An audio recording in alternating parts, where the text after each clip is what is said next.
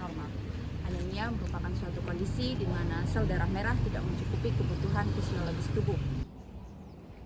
Selanjutnya, penyebab pada anemia yang pertama yaitu karena defisiensi zat gizi. Rendahnya asupan zat gizi baik hewani maupun nabati yang merupakan sumber zat besi yang paling penting yang dibutuhkan dalam pembuatan hemoglobin pada komponen sel darah merah atau eritrosit. Yang kedua yaitu perdarahan. Contohnya, perdarahan karena trauma atau luka yang menyebabkan kadar hemoglobin menurun. Kemudian, kehilangan darah yang banyak pada saat menstruasi pada perempuan atau remaja juga menyebabkan anemia. Kemudian, yang ketiga yaitu pada penyakit gagal ginjal kronik, yaitu memiliki resiko kehilangan darah karena disfungsi platelet. Pada seseorang yang menderita penyakit gagal ginjal kronik ini akan mengalami penurunan zat besi sebesar 3-5 gram per tahun. Sedangkan pada individu normal akan mengalami penurunan zat besi 1-2 mg per hari, sehingga pada penderita penyakit gagal ginjal kronik ini mengalami penurunan 10-20 lebih besar dari individu normal. Oke, kita bahas tentang klasifikasi anemia. Klasifikasi anemia itu dapat dibedakan berdasarkan beberapa kriteria, mulai dari penyebabnya, morfologi sel darah merahnya, dan respons sumsum tulang. Yang pertama, kita bahas klasifikasi anemia berdasarkan morfologi sel darah merah. Ada 3, anemia mikrositik, di mana sel darah merah itu jumlahnya lebih kecil dan lebih pucat dari biasanya. Biasanya itu terdapat pada anemia karena kekurangan zat besi. Yang kedua, anemia makrositik, di mana sel darah merah itu ukurannya lebih besar daripada biasanya. Contohnya pada anemia karena kekurangan asam folat. Dan yang ketiga, anemia normositik, di mana ukuran dan warna sel darah merah itu normal tetapi jumlahnya berkurang. Contohnya pada anemia akibat penyakit kronis. Yang kedua, klasifikasi anemia berdasarkan penyebabnya. Ada 5. Yang pertama, anemia akibat kekurangan zat besi. Yang kedua, anemia akibat kekurangan asam folat. Yang ketiga, anemia hemolitik, yaitu ketika terjadi kerusakan berlebihan pada sel darah merahnya. Lalu yang keempat, anemia aplastik, di mana sumsum tulangnya tidak mampu memproduksi jumlah sel darah merah yang cukup untuk tubuh. Lalu yang kelima, anemia akibat penyakit kronis. Nah, yang terakhir, klasifikasi berdasarkan respons sumsum tulang dibedakan menjadi 2, yaitu anemia regeneratif dan non-regeneratif. Anemia regeneratif itu ketika sumsum tulangnya mampu merespon untuk meningkatkan produksi sel darah merah. Sedangkan yang non-regeneratif itu sumsum tulangnya tidak mampu merespon untuk meningkatkan produksi sel darah merah. Yang ketujuh adalah gangguan pertumbuhan dan perkembangan pada anak, dan yang terakhir yang ke-8 adalah kerusakan organ seperti kerusakan organ ginjal dan juga hati. Komplikasi anemia pada remaja diantaranya pertama adalah kurangnya oksigenasi jaringan ditandai dengan adanya lemah, letih, lesu. Yang kedua adalah gangguan otak, sulit berkonsentrasi. Yang ketiga adalah gangguan jantung seperti ada aritmia dan takikardia. Yang keempat adalah komplikasi pada kehamilan, diantaranya adalah kelahiran prematur dan juga BBLR. Yang kelima adalah masalah kesehatan mental seperti cemas, depresi. Yang keenam adalah penurunan daya tahan tubuh seperti gampang terserang infeksi. Kemudian yang ketujuh adalah gangguan pertumbuhan dan perkembangan pada anak, dan yang terakhir yang ke-8 adalah kerusakan organ seperti kerusakan organ ginjal dan juga hati.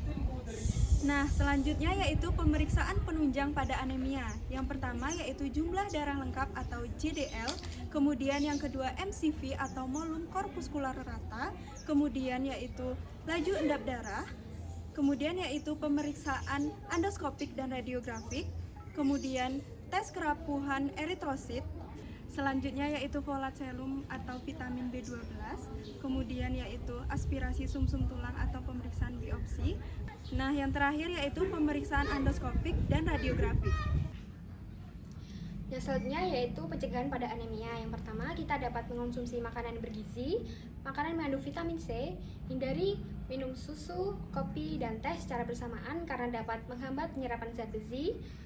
Gaya hidup sehat seperti tidur yang cukup, olahraga yang teratur, tidak merokok. Lalu kita juga dapat memeriksa cek kesehatan rutin untuk mendeteksi apakah ada anemia. Lalu pada saat menstruasi kita dapat minum tablet suplemen penambah darah, dan selanjutnya yaitu kita bisa konsultasi dengan dokter, ahli gizi, dan tenaga kesehatan.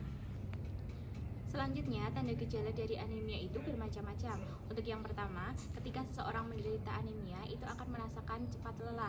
Untuk yang kedua, kulitnya akan tampak lebih pucat. Yang ketiga, akan mengalami kesulitan bernafas.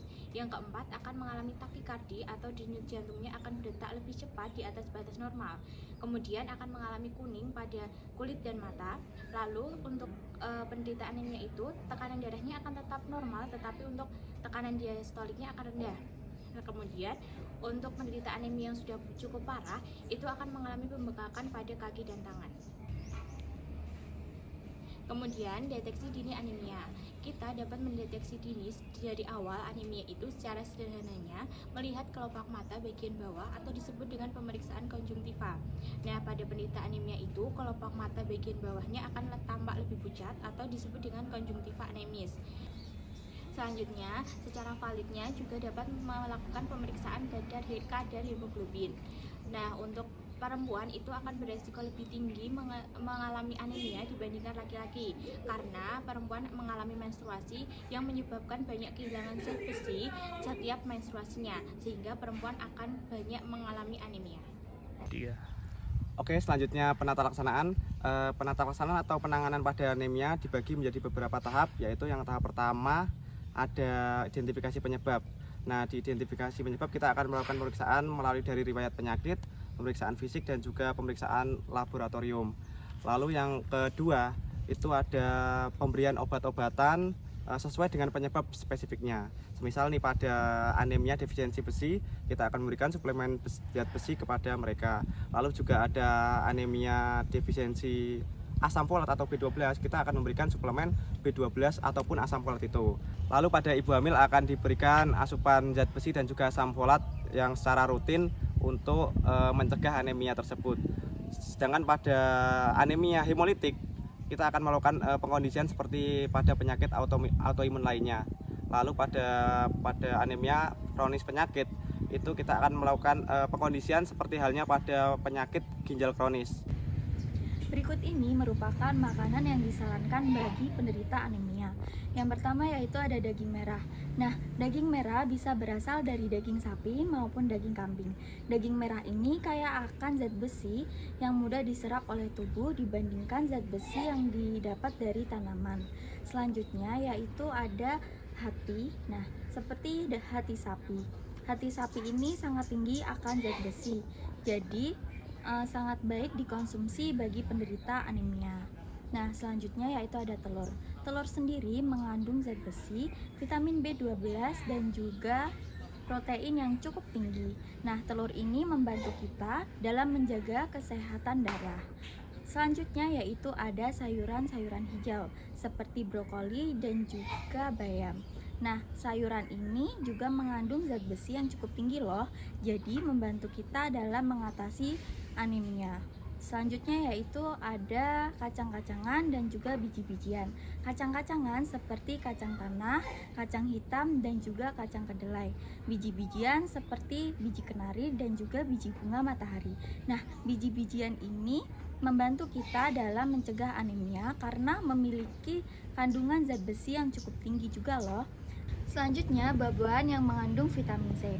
Nah, buah-buahan yang mengandung vitamin C ini membantu kita dalam menyerap zat besi ke dalam tubuh. Buah-buahan yang mengandung vitamin C itu seperti buah jeruk, buah lemon, buah bit, dan juga buah pisang, dan masih banyak buah yang lainnya.